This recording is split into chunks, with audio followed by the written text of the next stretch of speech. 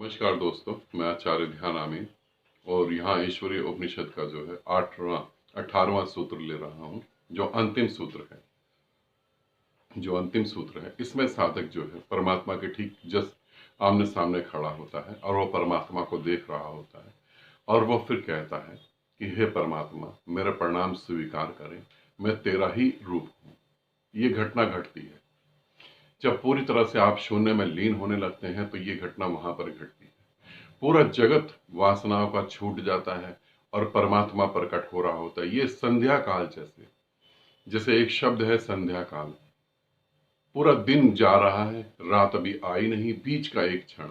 ऐसी साधना में बीच का एक क्षण आता है जब साधक परमात्मा को देख रहा होता है, एकदम कुछ अलग सा होता है।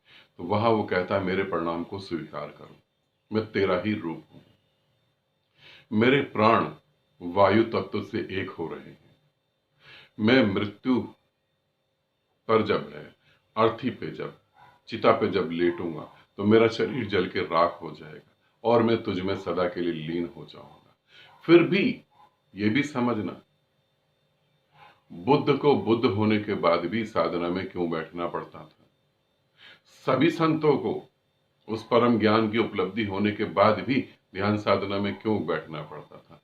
क्योंकि मन फिर दोबारा प्रवेश कर सकता है, मन फिर दोबारा जीवित हो सकता है। जब तक तुम पूरी तरह से उसमें लीन ही ना हो जाओ, मन अंतिम प्रयास करता है। फिर यहां पर सूत्र कहता है कि हे मन, अपने कर्मों को याद करो, अपने कर्मों को याद करो। साधक को ये जो सूत्र में कहा गया है कि हे मेरे मन, हे मेरी बुद्धि, हे संकल्प, अपने कर्मों को याद करो। अगर साधक अपने पीछे मुड़ के देखे और अपने जीवन के सारे दुखों को याद करे, सारी तकलीफों को याद करे, तो वो ये कभी भी नहीं कहेगा कि मैं इस पृथ्वी पर दोबारा आना चाहूंगा। वो कभी भी नहीं कहे। पृथ्वी पर दोबारा आने का अर्थ ही है कि यहां कुछ अच्छा हो रहा था, मैं उसे भोग नहीं पाया। क्यों पृथ्वी पर दोबारा आएंगे? इसीलिए तो ना कि कुछ अच्छा हो रहा था, मैं भोग नहीं पाया, मैं चूक गया किसी भोग से, किसी वासना से, इसीलिए। मगर जब पीछे मुड़ के देखोगे तब तुम्हें पता लगेगा जितनी भी भोगी वासनाएं, उसमें दुख के अलावा कुछ भी नहीं था। तो वहां साधक बोलता है, सूत्र बोलता है कि हे मन, पीछे मुड़ के अपने कर्मों को देख, ताकि अब जो घट रहा है उसमें समा जा। अब जो परमात्मा दिख रहा है, घट रहा है, उसमें समा जा।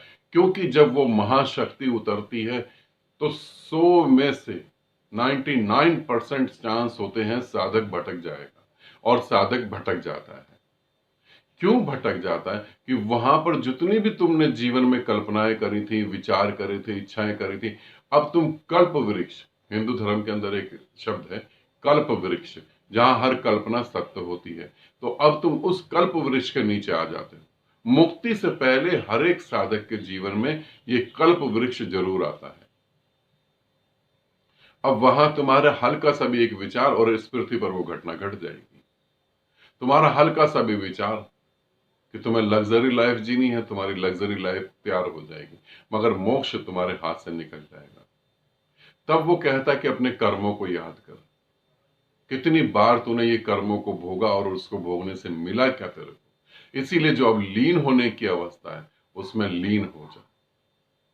फिर आगे सूत्र में बोलते हैं कि हे अग्निदेव, जो भी मेरे कर्म है, जो भी मेरे बंधन है, उन्हें पवित्र कर दो, उन्हें शुद्ध कर दो। क्योंकि अग्नि जो है वो तुम्हारे सारे कर्मों को मिटा देती है। जब चिता पे तुम जलते हो, मृत्यु जब घटित होती है, तो तुम सब कुछ भूल जाते हो। बस कुछ क्षणिक बातें याद रहती हैं जिनके कारण तुम्हारा जन्म होता है। तब जब वहां पे साधक ही कहता है कि मैं सब कुछ मेरा मिटा दे और उस प्राण तत्व को उस वायु में लीन होने दे, उस ऊर्जा में लीन होने दे। ऐसे परम पिता को, ऐसे परमेश्वर को, ऐसे पालनहार को मैं बार बार प्रणाम करता हूं। यहां पे सूत्र खत्म होता है, यहां पे ग्रंथ खत्म होता है। मैं बार बार प्रणाम करता हूं। परमात्मा, ईश्वर, आत्मा, वो परम ऊर्जा है जिसके तुम एकमात्र कण हो, जिसके तुम एकमात्र तरंग हो। और जब ये तरंग जानती है कि मैं इस महा ऊर्जा की एक तरंग हूं, तब वो उन तरंगों में मिक्स हो जाती है और फिर सब कुछ खत्म हो जाता है। जैसे सभी सागर सागर की लहरें जो हैं, उनमें से एक लहर जान ले कि मैं सागर का ही हिस्सा हूं, तो अब लहर होने के कष्ट उससे खत्म हो जाएंगे।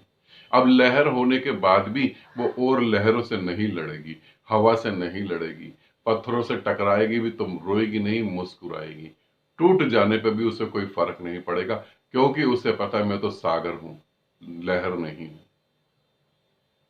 एक पीपल का पेड़, उसमें लगा एक पत्ता, अगर वो जान ले कि मैं किस शाखा से जुड़ा हुआ हूं, वो शाखा किस बड़ी डंडी से जुड़ी हुई है, वो डंडी जड़ों से जुड़ी हुई है, और जड़ जो है वो पृथ्वी के अंदर पूरी पृथ्वी से जुड़ी हुई है, और पूरी पृथ्वी पूरे ब्रह्मांड से जुड़ी हुई है।